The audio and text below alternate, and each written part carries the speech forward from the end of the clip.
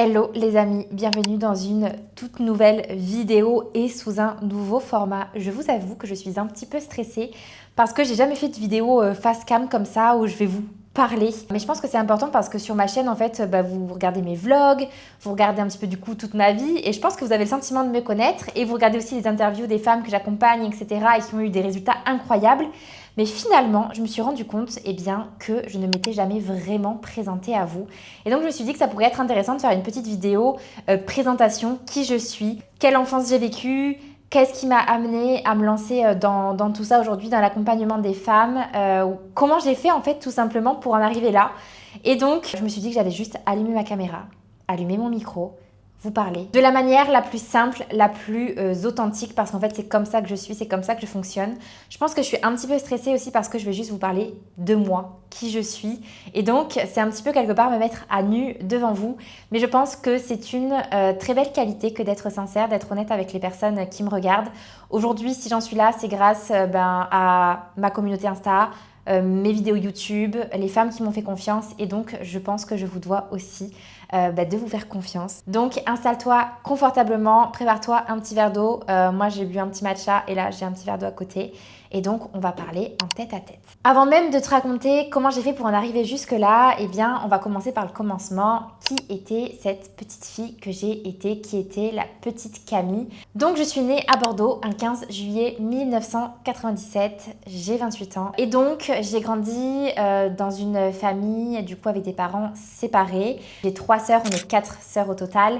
Et donc mes sœurs elles ont joué un énorme rôle dans ma vie, dans mon enfance, dans mon passé parce qu'elles ont été le plus gros pilier que j'aurais pu espérer avoir. Ma vie, mon enfance a été extrêmement complexe. Je vais vous en parler un petit peu plus en détail. Mais je pense que si j'en suis là, c'est aussi beaucoup grâce à mes sœurs parce qu'elles m'ont soutenue quand j'étais seule. Elles m'ont soulevée. Elles ont été les épaules sur lesquelles j'ai pu me reposer aussi. Et donc, je leur dois énormément, énormément, énormément. Donc, je suis très heureuse de ne pas avoir été cynique finalement. Et elles m'ont appris aussi plein de belles valeurs comme la solidarité, l'entraide, la confiance. Enfin, toutes ces choses-là qu'on apprend en général quand on a des frères et sœurs. Et du coup, donc j'ai grandi avec une maman alcoolique qui prenait beaucoup de médicaments, d'antidépresseurs, qui était assez fragile émotionnellement parlant et qui avait été un petit peu aussi, elle, cassée par la vie.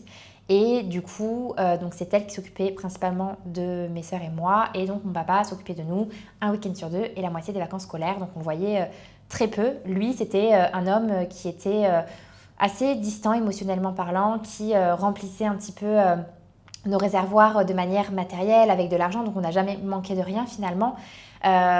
Mais voilà, assez distant émotionnellement, qui ne savait pas trop exprimer ses émotions. Et donc on le voyait de temps en temps, mais c'était beaucoup ma grande sœur Laura à l'époque qui prenait le relais quand on était chez lui et qui s'occupait de nous finalement, qui était avec nous. Lui, il était entrepreneur, donc il avait un garage avec des voitures. Il travaillait de 6h du matin à 21h le soir, on le voyait très peu. Et du coup, voilà, j'ai grandi dans ce cadre-là familial. Ma grand-mère maternelle, la maman de ma maman, s'est beaucoup occupée de nous du coup quand on était petite, donc beaucoup en soutien de ma maman qui était malade. Mais même après, elle a joué un rôle énorme et d'ailleurs, je vous en parlerai un petit peu plus en détail après, mais c'est elle qui a été un petit peu le déclic à tous ces changements, le pourquoi je me suis lancée dans l'entrepreneuriat, etc. Parce que elle est décédée en 2023 et ça a été une période assez compliquée. Mais du coup, voilà, ma grand-mère, elle a été vraiment ma référence féminine, j'ai envie de dire. C'est elle qui m'a transmise toutes ces belles valeurs que j'ai aujourd'hui, l'amour, l'espoir, l'authenticité, la bienveillance, la force, beaucoup la force. C'est une femme hyper forte que j'admire énormément, qui était d'une bienveillance et d'une sincérité exceptionnelle, qui s'est dédiée à sa famille, qui faisait toujours le bien autour d'elle. D'ailleurs, je l'ai gravé sur ma peau, ma petite mamidou, je ne sais pas si vous allez voir sur mon bras. Mais voilà, c'est la femme qui a, je pense, qui m'a en tout cas transmise la majorité des valeurs que j'ai aujourd'hui et le pourquoi je fais tout ce que je fais. Donc je lui suis extrêmement redevable. Donc voilà, j'ai grandi dans ce cadre familial-là. Mais très vite, en fait, les choses se sont un petit peu compliquées. Ma grande sœur Laura a eu un cancer, donc une leucémie quand j'ai eu 8 ans. Donc j'étais encore toute jeune, toute petite. Et ça a déjà été un premier trauma, je pense qu'on peut le dire. Pourquoi? Parce que forcément tout le monde était avec elle, à la soutenir, mes parents, mes grands-parents, etc. Ce qui était complètement normal, hein. À 16 ans, quand on a un cancer, on a besoin de se sentir soutenu, c'est clairement un drame. Et donc je pense que déjà à ce moment-là, je me suis sentie un petit peu délaissée, un petit peu de côté, la peur beaucoup de perdre ma sœur, le manque un petit peu de soutien émotionnel aussi de ma famille. Mais heureusement, il y avait mes 2 autres sœurs qui étaient avec moi, qui me comprenaient aussi, et on a toujours fonctionné de cette façon. En fait, on se soutenait toujours, vraiment, je vous le dis. Heureusement qu'elles étaient dans ma vie, et je leur suis aussi extrêmement reconnaissante. Ça m'émeut beaucoup d'un coup, mais je vais me montrer sans filtre parce que c'est comme ça que je suis et c'est pas grave. Mais aujourd'hui, la vie, elle nous a un petit peu séparés. On a toutes des aspirations et des choix de vie différents. Mais enfin, en tout cas, elles ont été mon pilier, mon repère. Et c'est beaucoup grâce à elles que j'ai pu me construire aussi, je pense, de cette façon-là. Donc, si elle regarde cette vidéo, je les remercie du fond du cœur. Passons. Du coup, donc ma sœur est tombée malade et du coup, ça a été un petit peu la descente aux enfers encore plus pour ma mère. Ma mère était déjà très instable, émotionnellement parlant, malade, alcoolique. Elle buvait beaucoup, elle se cachait, etc. Dans un déni aussi. Et en fait, quand ma sœur est tombée malade, ça a été la chute, en fait, clairement la descente aux enfers. Et donc, quand j'ai eu 10 ans, il y a eu un élément déclencheur qui a transformé pas mal de choses, qui a été le plus gros traumatisme clairement de toute ma vie. Ma mère a fait une crise de délirium très mince. Donc, qu'est-ce que c'est? C'est une crise de manque parce qu'elle n'avait pas bu depuis plusieurs jours. Et donc, un matin, avant d'aller au collège, je venais juste de faire ma rentrée au collège, juste 11 ans, je venais d'avoir mes 11 ans. Et en fait, j'ai découvert ma mère sur le sol de la salle de bain en train de faire une crise de manque. Donc, elle délirait complètement. Voilà, ça a été très, très, très traumatisant pour moi. Et donc, à partir de cet événement-là, mon papa a récupéré notre garde de manière exclusive. Nous, on avait très peur de notre mère, on ne voulait plus du tout la voir.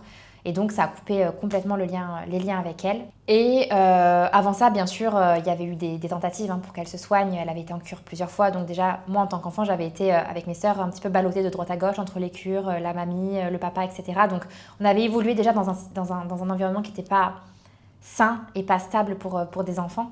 Et donc voilà, il y a eu cet événement. Donc mon papa a récupéré notre garde. Moi, j'ai eu d'énormes séquelles psychologiques. Je ne pouvais plus dormir, je faisais des cauchemars, des terreurs nocturnes. Enfin, ça a été un énorme traumatisme dans ma vie. Même 20 ans plus tard, je sais que ça a encore des impacts dans ma vie et dans mon quotidien. Donc voilà, je me fais accompagner. Je me suis fait accompagner du coup extrêmement tôt parce que j'avais clairement des symptômes un peu visibles des traces en fait visibles de cet événement que j'avais vécu enfant. Et donc j'ai enchaîné les thérapies, etc. Voilà, la vie s'en est suivie, donc on a un petit peu essayé de grandir comme on pouvait, à se soutenir avec mes sœurs les unes les autres. Mon papa a toujours essayé de faire tout son possible pour nous aussi. Il a tout le mérite du monde parce qu'il a quand même récupéré 4 enfants du jour au lendemain sans jamais s'être vraiment occupé de nous finalement, puisqu'il nous avait de temps en temps un petit peu par-ci par-là. Mais bon voilà, du coup il nous a récupérés et donc on a évolué en ce sens. Donc complètement cassée, j'ai envie de dire, par la vie, un début de vie qui était assez chaotique finalement, mais voilà, ma grand-mère toujours présente, mon père toujours présent, avec mes sœurs toujours là les unes pour les autres à se soutenir. Et donc très jeune en fait, dès que j'ai eu 18 ans, j'ai eu cette envie de commencer à travailler. Et donc juste après mon bac, je ne savais pas ce que je voulais faire, j'ai passé un CAP petite enfance. Et donc j'ai commencé tout en bas de l'échelle en étant animatrice en centre de loisirs. Donc je faisais ça le mercredi, les vacances scolaires. Après j'ai commencé à faire du périscolaire aussi, donc sur la garderie. Ensuite j'ai été à TSEM, j'ai monté doucement les échelons et j'ai fini du coup ma carrière dans le salariat dans une micro-crèche. Pourquoi je me suis lancée dans la petite enfance? Je pense que c'est évident. C'était tout simplement pour me guérir à ce moment-là parce que je pense que j'avais besoin de donner tout l'amour dont j'avais manqué durant mon enfance et j'avais besoin de transmettre à mon tour ce truc-là. Je pense que c'est venu un petit peu me réparer de l'intérieur, de me dire que je pouvais accompagner des enfants qui potentiellement avaient besoin d'une figure aussi qui allait les accompagner correctement en fait, pour grandir, tout simplement à mon échelle bien entendu. Mais j'ai eu besoin très jeune en fait d'apporter et donc d'apporter à des enfants. En parallèle, j'ai quand même enchaîné les relations assez toxiques, assez malsaines, notamment une relation amoureuse qui m'a complètement cassée, qui m'a complètement détruite, très malsaine, très passionnelle, et dans laquelle j'ai été confrontée à l'humiliation. C'est une personne qui était aussi complètement instable et pas bien du tout dans sa vie parce qu'elle avait elle-même manqué de plein de choses enfant et donc très, très malsaine. Cette personne buvait, il était agressif dans ses mots. Enfin, bon, je me suis complètement laissée submerger. Je pense que c'était l'amour de ma vie. Et donc, bref, j'ai accepté en fait de me faire maltraiter clairement par les mots, maltraiter par les humiliations, trompée aussi plusieurs fois. Et donc ça m'a complètement cassée jusqu'au jour où j'ai dit stop. Je ne veux plus ça pour moi. Je refuse de continuer en ce sens. Et ça a été extrêmement dur de m'en remettre, mais voilà, j'ai réussi à partir. Et donc là, ça a été première, on va dire, un petit peu étape de vie où premier appart toute seule parce que j'avais connu finalement que les gens autour de moi. Je m'étais toujours construite avec les gens, à faire pour les autres, à sauver les autres.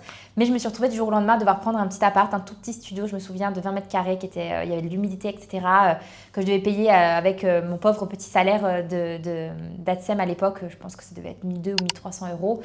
Et donc voilà, ça a été la première fois que je me suis retrouvée toute seule, donc ça a été assez difficile parce que c'était beaucoup de solitude et la solitude, moi à l'époque, ça me faisait quand même assez peur. Mais voilà, je faisais mon petit train-train, mon petit job, etc. Et ça se passait plutôt bien. J'ai rencontré ensuite une autre personne qui a été vraiment l'élément déclencheur de tout ce qui est ma vie aujourd'hui. Cette personne, c'est Mathieu. Mathieu, je l'ai rencontré du coup quelques mois après la fin de ma relation toxique. Au début, c'était pas sérieux du tout. Et puis, petit à petit, voilà, on a construit cette relation. On a été confinés du coup ensemble pendant le Covid. Et c'est là qu'on a créé beaucoup de liens. À la fin du confinement, j'ai quitté mon job et je l'ai rejoint sur le bassin d'Arcachon. Donc, je me suis installée avec lui. Donc voilà, on a appris à se connaître, on a appris à se reconstruire, on a appris à composer un petit peu avec nos passés à chacun. Et en janvier 2023, j'ai vécu la perte de ma grand-mère maternelle, du coup, qui, depuis mon enfance, n'avait cessé d'être là pour moi, qui était ma figure clairement de référence, qui était en fait comme la maman que j'avais pas eue, qui m'a tout apporté. Je suis très émue encore en le disant. Mais elle m'a apporté vraiment toute cette stabilité, tous ces repères. Elle a toujours cru en moi et en chacune de mes sœurs. Et c'était une femme tellement bonne et tellement gentille et tellement affectueuse et que j'admire tellement, tellement, tellement, tellement pour tout ce qu'elle a été, tout ce qu'elle a fait, tout ce qu'elle nous a transmise. Et donc elle est partie. Et ça a été extrêmement dur parce que elle avait été malade depuis déjà plusieurs années. Et moi, durant toutes les années de maladie, en fait, j'ai été beaucoup, beaucoup là pour elle. J'y allais le week-end, je m'occupais d'elle, je donnais le bain. Enfin voilà, j'ai essayé de faire tout ce que je pouvais pour l'accompagner au mieux. Donc son décès, ça a été une énorme claque. Ça a été une descente aux enfers, clairement. Ça a été très, très dur pour moi. J'ai pensé plusieurs fois à mettre fin à ma vie parce que c'était trop douloureux c'était trop douloureux de me dire que je vivrais plus jamais sans elle. Et du coup, ça a duré plusieurs mois, donc je me suis fait accompagner avec des thérapies, avec des médicaments, etc.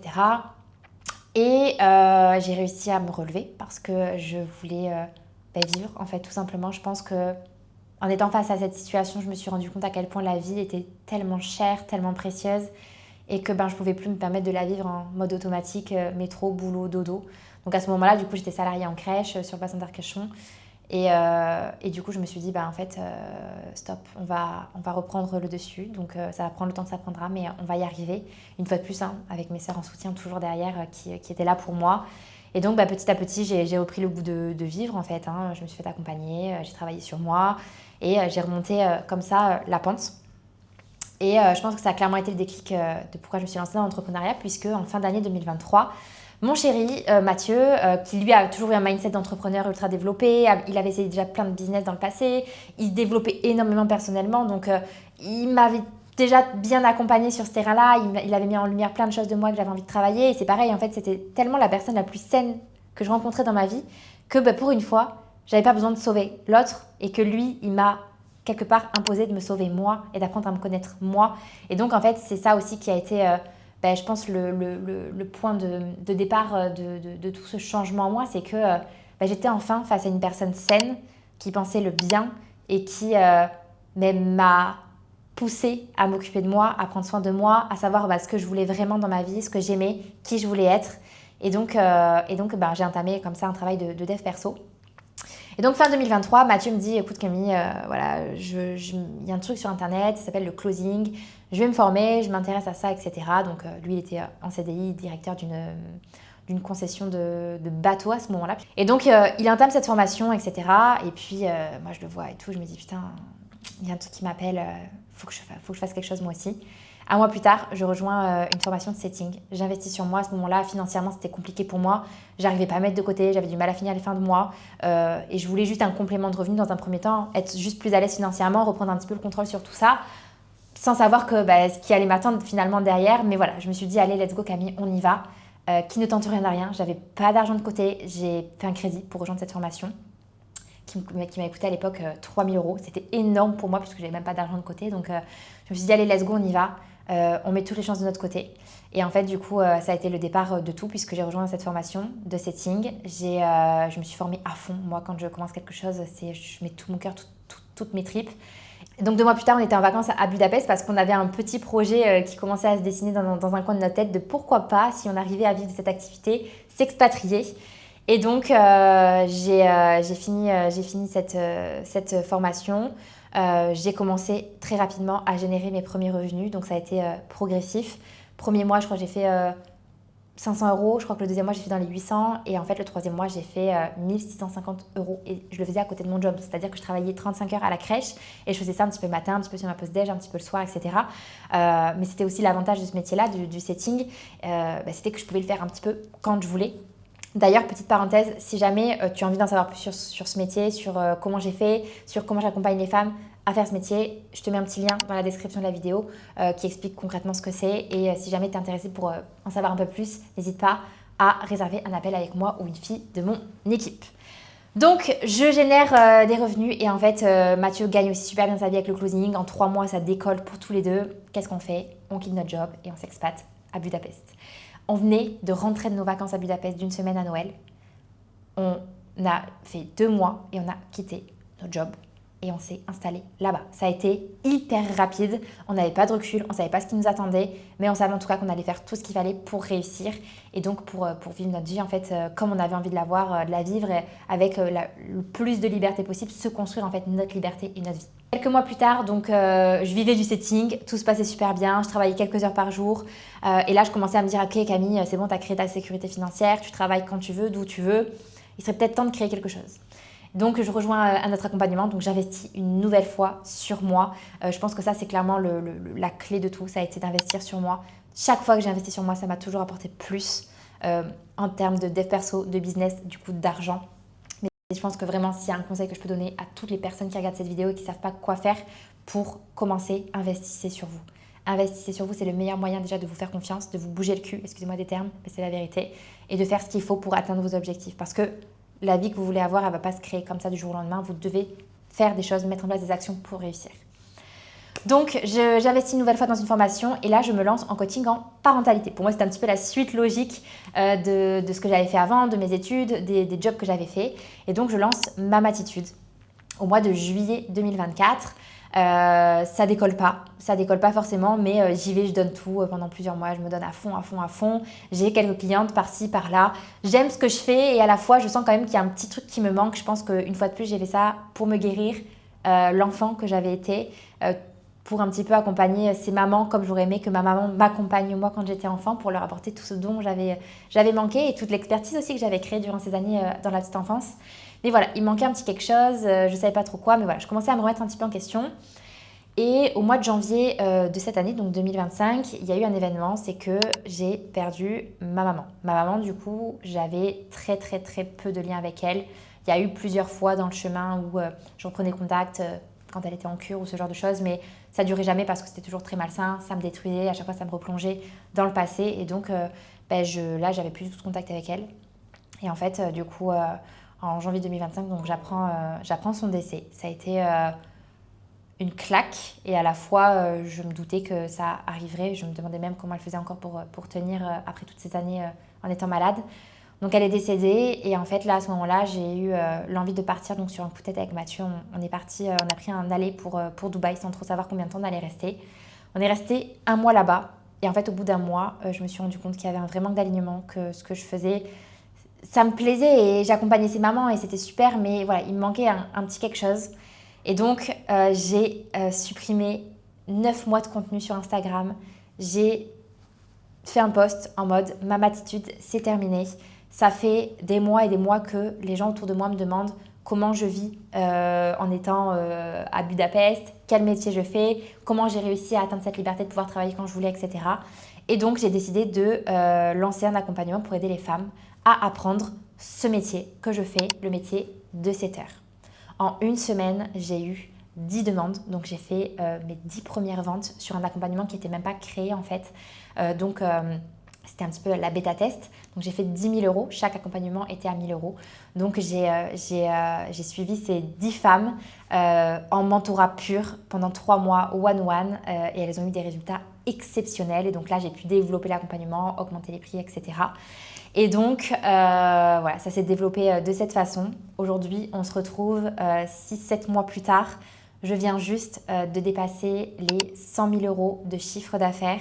Au début, Mathieu bossait pour moi. Maintenant, on s'est associés tous les deux 50-50 parce que lui, il gère vraiment tout ce que je ne maîtrise pas, le marketing, les ads, tout ce qui va être l'emailing, le copywriting. Et ça me permet, moi, de me concentrer vraiment sur la création de contenu et ma zone de génie qui est d'accompagner ces femmes à changer de vie, à se créer leur liberté, à avoir le choix de choisir leur vie. Si elles veulent garder leur job, avoir un complément de revenu, c'est complètement faisable. Si elles veulent le quitter pour en vivre, c'est complètement faisable aussi. Après quelques mois, bien entendu, attention, je ne promets jamais de rêve, c'est-à-dire que tu ne vas pas gagner 10 000 euros par mois en travaillant 1 heure par jour du fond de ton lit grâce au setting. Par contre, ce que tu peux largement faire, c'est remplacer ton salaire actuel en travaillant quelques heures par jour. Et moi, c'est ça ma promesse, c'est ça ma mission.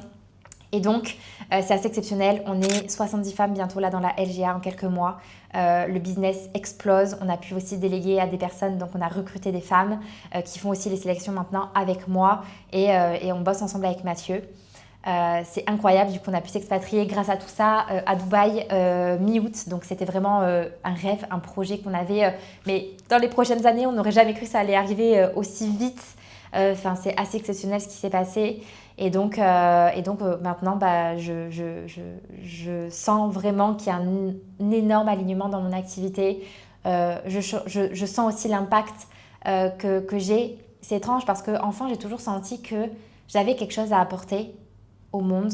Je ne savais pas quoi, je ne savais pas comment. Et ça peut paraître un peu bizarre de dire ça, mais j'ai toujours été d'une grande sensibilité. Et j'ai toujours senti qu'à un moment donné dans ma vie, je ferais quelque chose qui aiderait profondément. Et aujourd'hui, j'ai aidé près de 70 femmes à changer de vie et c'est juste exceptionnel.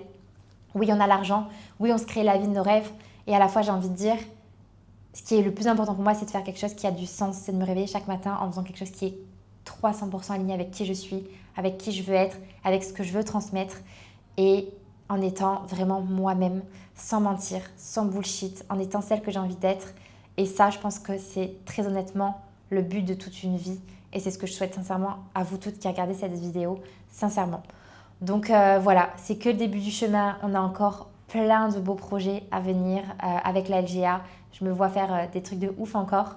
Mais voilà où on en est aujourd'hui. Et finalement, cette petite Camille hypersensible, elle a réussi. Elle a réussi à se construire, à se reconstruire, à se faire confiance, à faire chaque jour un petit peu plus pour atteindre ses objectifs. Et le message derrière cette vidéo, c'est surtout que si moi je l'ai fait en ayant la vie que j'ai eue, les obstacles que j'ai eus, les casseroles que j'ai eues, les montagnes que j'ai dû gravir en rampant parfois, en souffrant parfois, eh bien si je l'ai fait, je pense sincèrement que tout le monde peut le faire. Peu importe qui tu es, peu importe ce que tu as vécu, peu importe où tu te trouves, que tu aies de l'argent ou pas, que tu aies fait des études ou pas, je suis persuadée que si je l'ai fait moi et si les femmes que j'accompagne le font aussi, alors qu'elles n'ont rien de plus que toi ni que moi, eh bien c'est que tu peux toi aussi le faire. Derrière cet écran, c'est que tu peux le faire à condition que tu décides de passer à l'action et à condition que tu décides de changer. Donc voilà, si jamais tout ce que je t'ai dit t'a parlé, n'hésite pas une fois de plus à cliquer sur le lien qui est en description de cette vidéo. Tu prends le temps de regarder la vidéo, elle dure 10 minutes. Si le métier te parle et que tu sens que tu es au bon endroit et que tu vas être entouré des bonnes personnes, réserve ton appel, c'est hyper important. En tout cas, moi, je vous remercie à tous et à toutes, peut-être parce qu'il y a beaucoup de femmes qui me regardent, de m'avoir écouté. Si jamais ce genre de vidéo pareil vous plaît, n'hésitez pas à vous abonner, à liker, à commenter, à me suivre. Et puis, je vous remercie en tout cas du plus profond de mon cœur pour votre attention. Et je vous dis à très vite dans une prochaine vidéo.